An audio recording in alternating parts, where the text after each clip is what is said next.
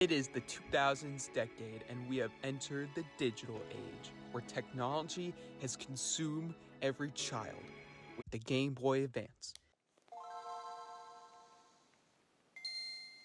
But it was also a decade where anime was happening. 90s anime is cool, but 2000s is way better. This was the decade where digital animation became big. Even though digital animation existed for a while and was used in highly successful films like Ghost in the Shell, it didn't really meet its peak until the 2000s when it was definitely getting experimental. The 90s was the final decade where cel-shaded animation was finally used. Bye bye cel, you're gone. Digital animation took the peak where every anime was finally made on a computer. There were some successful films that used this digital animation technology at its peak, and then there were some that just flop in the first place. And when I'm talking about that flop is Final Fantasy: The Spirits Within. It's the first CGI anime film digitally made, and it took 4 years for Square to make, and it almost bankrupted them until they started to merge with Enix in 2003. But Final Fantasy Spirits Within was the example of it being a box office bomb, losing a shit ton of money and not making it back. Why am I starting with this? Well, because I'm going to transition to the polar opposite of it using the best. Spirited Away was the first anime film to win an Academy Award for Best Animated Feature, a year after Shrek. It's one of the greatest films still made. It's just so good. Spirited Away! Ha! Studio Ghibli was the king of anime at this time. Every film they were pumping out, it was just a success all over again.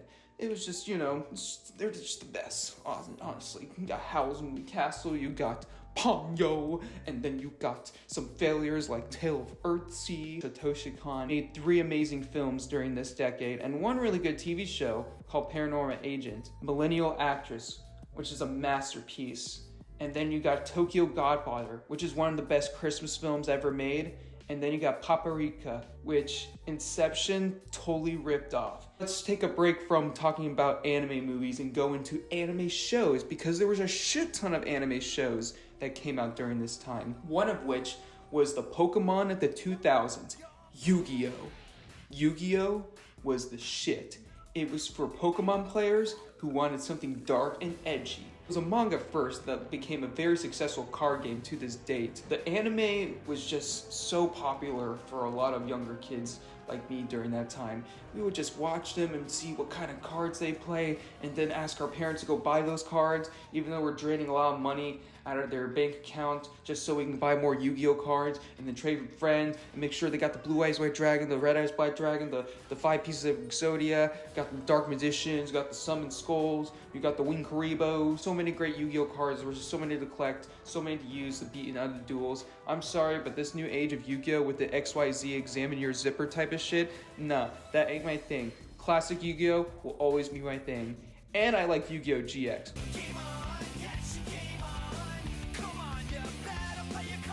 Other successful animes that I want to mention, one that I really love is Naruto. It was the coolest shonen anime to watch. You got some of the greatest cast of anime characters, some of the best world building in any anime. Even though it was very edgy, they still aired it on a kids channel, which I fucking loved. There were some really cool jitsu fights, some techniques, some long ass fights that take 5 to 6 episodes, but it was definitely worth it because of all the hype that was going around it. It definitely made me a huge Naruto fan to this day. You got some of the coolest rivalry in anime between Naruto and Sasuke.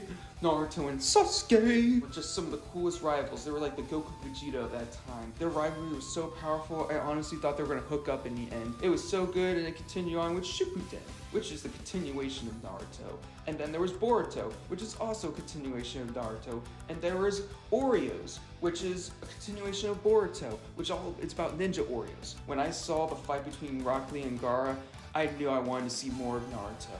One of the other popular shonen animes that a lot of people like, and I try to get into, but it's just so goddamn long, is One Piece. I tried watching the first few episodes of One Piece, and it was just so long. There were like 1,000 more episodes. I just thought, you know what, if I got a chance, I'm just gonna probably read the manga. That's what I'm gonna do. One Piece I wasn't really into as a kid during that time.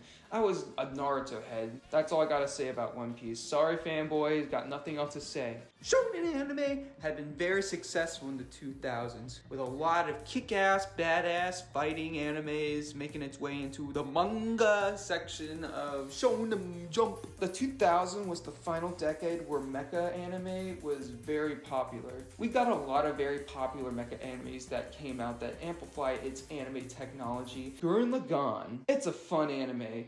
It was made by people who ended up finding Studio Trigger, but it was made by Gainax. Yeah, the same people that made Evangelion. They just made the most overly hyped anime of all time, with like the craziest actions, the craziest mecha fights, the most motivated speech of all time. It's like if Michael Bay made an anime. Then we got Code Geass. Code Geass, oh yeah. Now this was the greatest. This was like the Death Note of mechas. It was an anime about political war with mecha robots and a dude who controls anyone with his eye. Other mecha animes I really liked was Gundam 00. I haven't seen every single Gundam anime, but I am currently watching 00 and I'm enjoying. And then we got ourselves a Samurai Champloo, which is from the people that made Cowboy Bebop, but some rapping shit. Oh no, I'm done. I'm not the best rapper in the world. Samurai Champloo is the hip-hop of samurai and anime combined. You got the composer Nuhabas, who makes some of the best beats around, and they get some of the most interesting trio of anime characters ever, who have to go find the Sunflower Samurai while getting to weird, crazy situations with one another. I really love these characters. The soundtrack is a banger. I said again, Nuhabas just banging her out with each hit after hit, with his intro, its outro, its different music. It's playing around with some of the coolest fight choreographies, which I feel like the Boondocks took inspiration from. Samurai Champloo was just the hip hop of samurai anime. Wolf's Rain had a very interesting story about 4 bros that are actually wolves and they have to go find paradise. It was just an emotional story from beginning to end that I nearly cried at the final episode. I'm not gonna spoil much, but I highly recommend watching Wolf's Rain. Kino's journey is about Kino, who rides a motorcycle that can talk. I know, right? How weird is that? But some of the philosophical and thematic elements that in each episode of Kino, where Kino is just driving to a town and basically just staying there for a night or 3 or whatever her rule is, and then learning more about the town and the people around it, or even just any story where it's all about her and her bicycle, but she's just going on a journey with this bicycle, riding around the calm, peaceful area of life. Death Note was still cool. The first 25 episodes are a masterpiece. Everything else is garbage because they change a lot compared to the manga. Death Note is not like any other anime where there's a lot of fighting and punching and action shown and shit. It's a very dialogue-heavy anime. Basically, the rivalry between Light Yagami, who's basically the smartest man alive, and then you got L, who's basically the greatest detective alive. They're trying to duke it out because Light Yagami is killing a bunch of murderers with his Death Note, and his Shimigami is just hanging out eating apples. While L is just in this weird-ass position trying to find the killer, and Light Yagami is just, I'm just gonna keep killing people while trying to sneak my way through it and being cool about it. Yeah, that's what I love about Death Note, is that sway way of it being awesome. One of my favorite animes that came from Gainax in the 2000s, which I did a video on, is FLCL, Furikuri. Now, if you want to know my overall thought on Furikuri, I made a video on my YouTube channel a couple years back. You can just watch it. It's a great anime. Just stick with season 1. I watched season 2. It was trash. I'm never gonna watch the other seasons because season 1 was just way better because Gainax was more involved with the animation, and some of the animation is just fucking sick. 2000s anime was the upgrade decade. I still love 90s anime, but I really like 2000s anime at the same time. I'd probably bump it like second to best compared to 90s anime, because 90s was my gateway to anime with all the stuff I was talking in the last video, and it felt like the final decade where anime was finally great.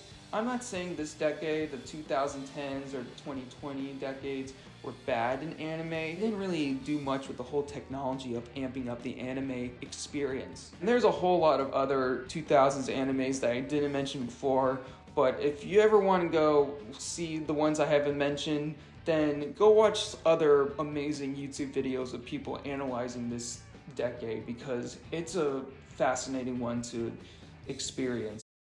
Holy shit, I almost forgot.